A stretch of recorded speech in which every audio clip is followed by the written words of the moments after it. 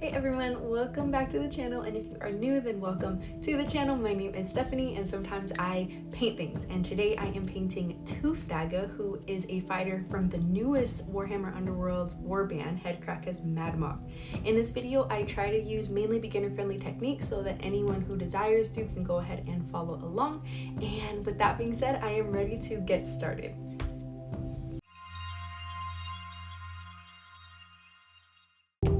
Alright guys, he is primed gray. I'm going in with this kind of orangey brown color, and I am placing this all over the fur. The reason I'm doing the fur first is because I do plan on dry brushing it, and so with things that I'm going to dry brush, I try to do them as early in the process as possible, because then if it gets a little sloppy, it's no biggie. So the color that you just saw was black brown, and I'm painting a stripe of this down the center of the fur, and then after I do that, I take one shade darker, which in my case was straight black, and I put an even thinner line within that first line to make a sort of gradual blend. After I finish doing this coloration underneath, I do go ahead with skeleton bone, and I am going to be dry brushing this all over the whole entire thing. If you've never dry brushed before, basically just get a paper towel, put some paint on it, work the paint through the bristles until there's not a whole lot left on your brush, and then you are just dragging it back and forth to catch only the high points of the mini.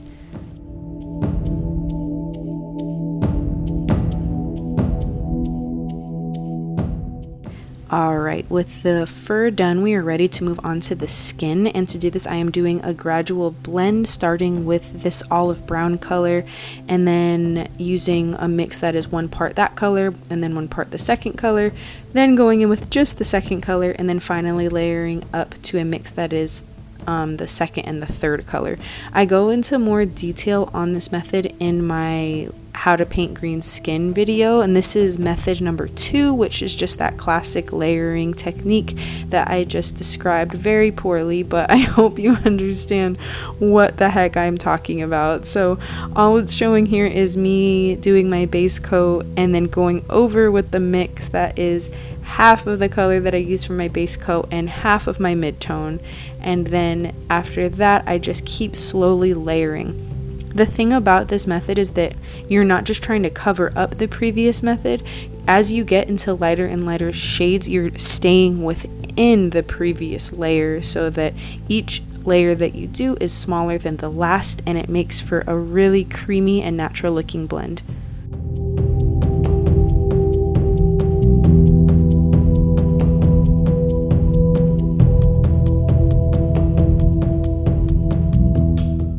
So this is where I decided to stop, and then I am taking necrotic flesh and I am just picking out the really pointy parts such as knuckles and fingertips and kneecaps and things like that. Next, I am taking skeleton bone, and I am going to be painting all of the areas on the mini that are made of bone, and after much deliberation I decided to paint his claws as if they were bone too, just so that he would look a little bit more cohesive with the rest of my warband that all have bone weapons. So that's why I decided to do that, and in the end I was really happy with that choice. Next, I'm going in with contrast paint skeleton horde, and I am taking this straight from the pot and I am applying it thickly to all of the areas that are bone. I'm wanting it to sink into the recesses and give us a bit of shadow and dimension, and with contrast paints this is very, very easy to do.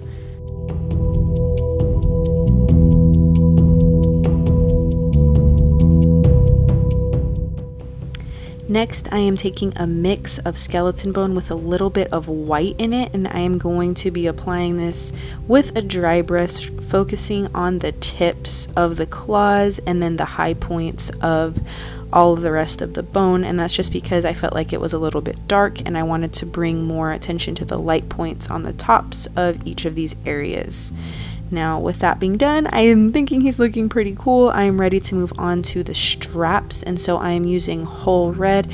I am carefully placing this on the straps that hold his claws to his arm, and I'm coming at it from several angles to make sure that I'm doing a tidy job and not getting any of this red paint onto the green skin that we worked so hard on.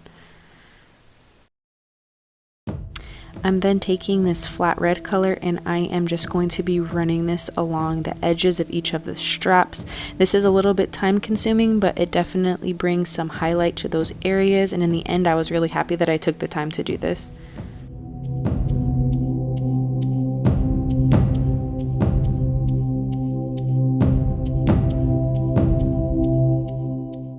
I am taking flat yellow and I am putting this generously into his eye sockets, and I did not film the second eyeball because it's a roll of the dice getting this in focus for even just one, let alone two, but I eventually did get that color in there. And then I'm going in and painting the center of the eye black, just trying to make sure that I get it right down the middle for both of the eyes so he doesn't look like he has a lazy eye going on or anything like that. And then I did need to do a little bit of color correction because I got a little bit out of the lines, but no worries because I just went in with my skin color and fixed that really quick, and then he was looking just fine. I am taking dark stone and I am placing this all up in his mouth, not really worried about getting it anywhere else, just throwing it around in there. I then go in with purple on his tongue and then this brown rose color around the outside of his mouth near the area where his teeth come out of his gums, just to bring a little bit of color to him. I also place this color in his nostrils as well as his ears. I was putting this color into his scar and then just was really sloppy about it, so I did have to go back and do some color correcting, but it all turned out alright in the end. I'm taking skeleton bone and I am carefully picking out his teeth now.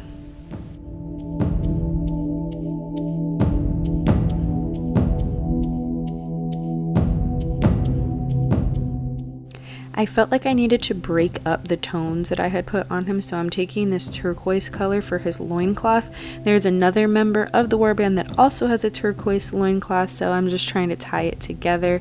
And then after base coating that, I go in with Skeleton Horde contrast paint just to make it look a little bit dirtier. I thought about highlighting it, but it's way down in the depths of the mini and I just didn't really see the point because you can't really see it all that well, so I just threw the contrast paint on there and then left it. And then all I'm doing here is painting all of the little bands black, and this includes the necklace around his neck. I'm trying to be as tidy with this as possible just so that I don't get the paint anywhere else.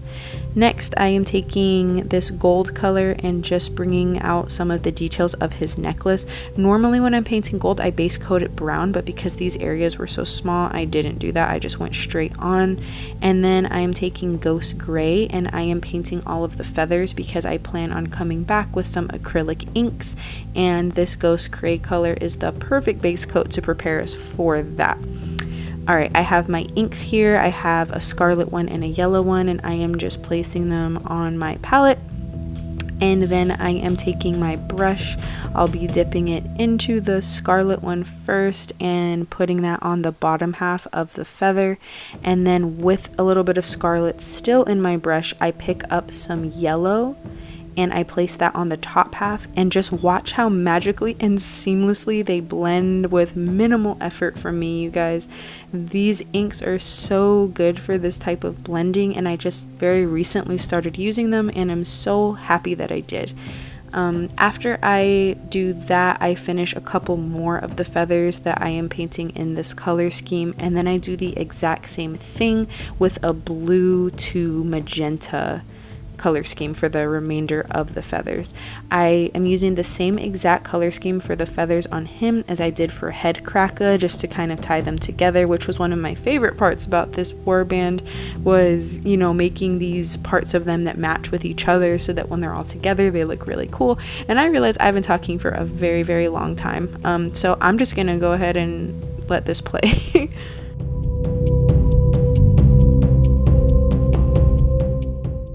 Okay, now I am dry brushing very lightly and very carefully with the ghost gray color that I used to base coat them, and that's just to restore a little bit of the feather texture. We are now moving on to the base, and that color was Storm Vermin Fur, and it's just a grayish brown, and I am placing this all over the base. When that is dry, I am picking out the bones and the little skull that you see on the base, and then after that I am taking the shade Strong Tone, and I am applying that very, very generously over the entire base, not holding back, just loading it on there.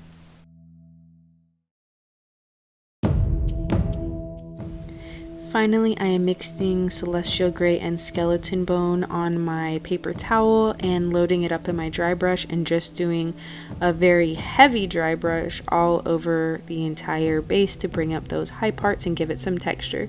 Now, I don't know if you can hear, but I am smiling because I love doing the black rim at the end. It is so very satisfying. Alright guys, Toofdagga is done, and he now gets to join the rest of Headcracka's Mad Mob. As usual, thank you guys so much for watching, and I will see you in my next video next week. Goodbye!